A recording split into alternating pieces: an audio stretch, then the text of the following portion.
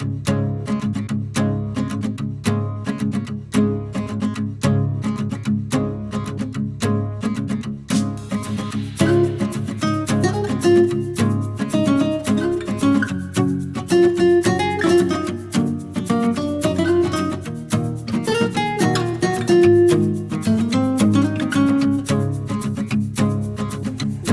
back to the JP Transport YouTube channel. I am here in Ontario, California. I don't think I mentioned that last time. I'm here at the TA. So, kind of got stuck here for the weekend. I unloaded in San Diego on Friday and couldn't get a load, so I booked a load on Friday for a Monday pickup over by Thousand Oaks, California. And so I'm spending the weekend here. That's okay, because I haven't had to take a 34-hour break in over a year. It was 13 months ago when I was out here. Normally I just back and forth to South Texas, and that's kind of my schedule. So I'm knocking out some YouTube videos because I have nothing else to do. The truck's been cleaned up, checked everything out, so I thought I might as well make some YouTube videos. This is about kind of a homemade APU setup I did. APUs are really expensive. I've heard probably over $10,000, for a Carrier or a Thermo King unit, and I just don't want to spend that kind of money. I've never idled my trucks, really, no matter how hot or cold it is. It doesn't matter. This has got a diesel fired bunk heater, and it wasn't working, and I actually got that working this weekend. So those are really, really nice. I think it said it uses, I didn't know it was so efficient. It has a teeny tiny little fuel line. I mean, little bitty. And so I think it said it uses about a gallon every 20 hours of running. And what I do is close my center curtain, and so you're just heating the bunk, and so that works really good for heating. But as far as air conditioning, I never would run my air conditioning, really, no matter how hot it was. I was thinking with my other truck, there was 2 times ever I idled my truck.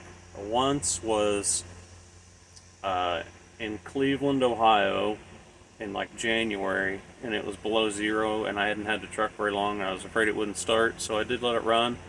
Then the only other time over 5 years I let that thing idle was in Needles, California in July or August, and it was only for about 4 or 5 hours.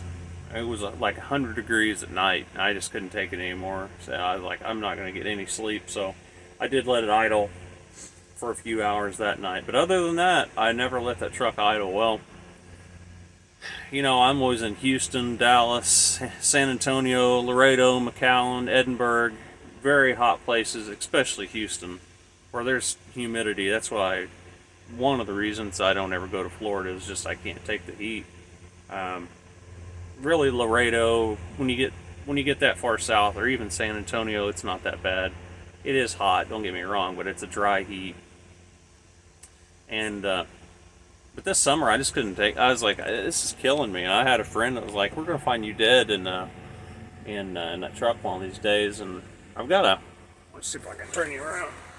I got this little fan. It's a DC powered fan, and I've got screen bunk windows, and it's pretty nice. It's running right now. It's not that loud, so it's really not very hot here. It's only about 70, but it's kind of like an oven in this truck, just with all the glass and everything in it. So anyway, what I did is I kind of built my own APU.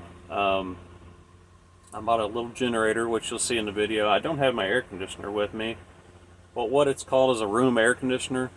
And what I would do is, my center curtains right here, I would always keep it back here in the bunk, and then I would set it right between the seats and drape the center curtain over the center of it, where it would only have to cool the back of the truck. And hopefully I still got a picture of it I'll throw in here. it's got a discharge hose which takes the heat out of the truck. I made a template out of cardboard and it fit in the window. And then I had a drain line. I went and got just a piece of hose from a hardware store.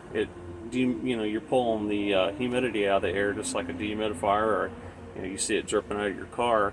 And I just ran a long hose out the door, and it just dripped all night long.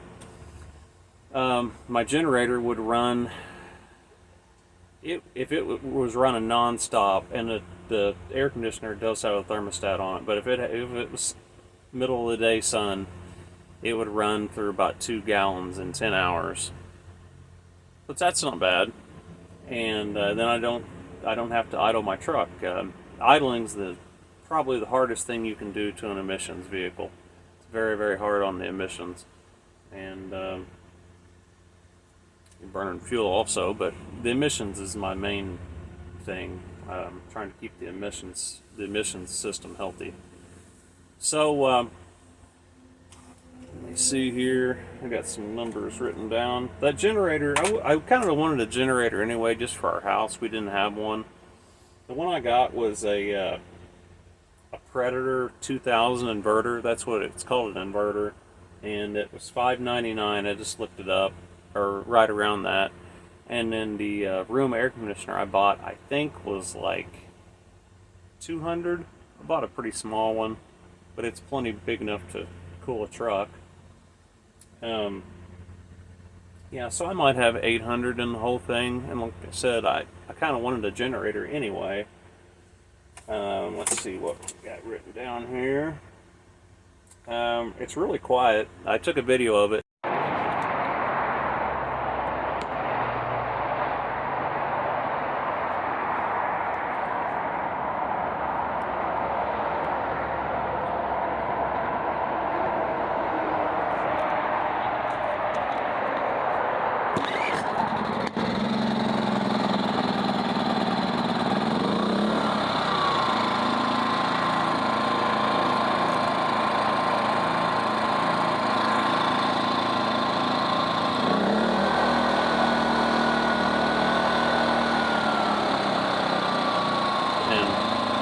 Why I didn't do all this in one shot was I was going to put it back there in the back of the trailer, but the traffic is right behind me and it's so loud back there I thought you couldn't hear me.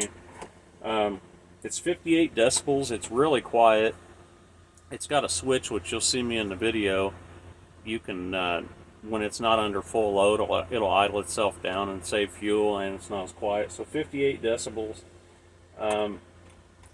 On startup, it will run up to 2,000 watts, but it says for continuous load it's 1,600 watts. So basically like a ceramic heater or something like that is about 1,500 watts. But the other thing, which I didn't really plan when I've been on my break, like in the morning, my coffee pot, I've been keeping it right behind my cab. I'll just fire it up and make coffee, and I warm me up some soup in a microwave. The microwave will run off of it, and then I just let it run for a couple hours, and I've got a battery charger and just keep my batteries charged up. The thing only holds a gallon of gas in it, and I've been running it. I just carry it with me, and I've got another picture where I haven't got my complete setup yet. So when I have furniture on and the doors aren't sealed or anything, I keep it in a trailer with a gas can back there. And then when I can't have it, I'm taking a load of medical supplies back to Indiana. I'll just set it here in front of my seat, and I've got a picture of that. But what my plan is, I've got all the stuff to do it. I've just not had any time yet. I'm gonna build a frame that mounts over my frame of my truck.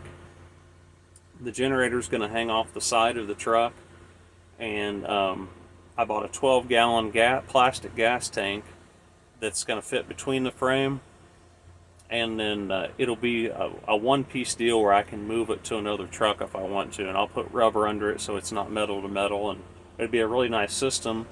I'm gonna put my room air conditioner right here where my refrigerator would go, and I think I might try to cut.